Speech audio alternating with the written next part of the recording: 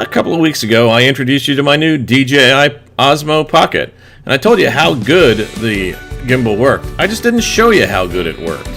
So I took it out to the best test bed I could find, the Shingle Creek Bridge on Osceola Parkway, for a side-by-side comparison.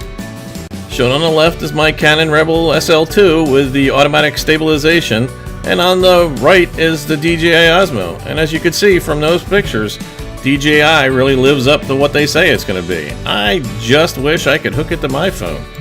Oh well, maybe DJI will get that part we need soon to hook it up to the galaxies.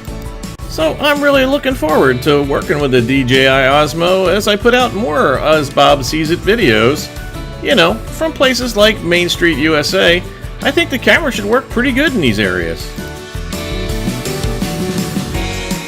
So if you've got a DJI Osmo Pocket, or you're used to using a DJI drone and their camera system, let me know what you think about it in the comments below.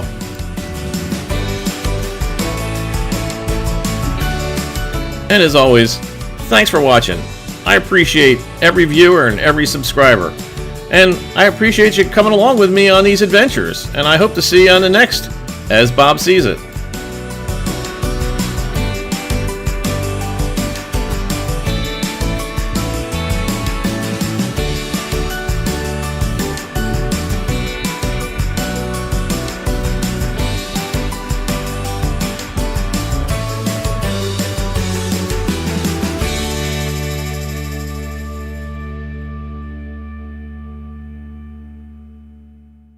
Emmy's not much on personal space, but she does enjoy your likes and comments. I enjoy reading your comments too, and I'd hope that you'd subscribe to the channel. And remember, if you do subscribe, don't forget to click on that bell icon. That way you'll be notified the next time I upload a video. Thanks for watching. I'll see you next time.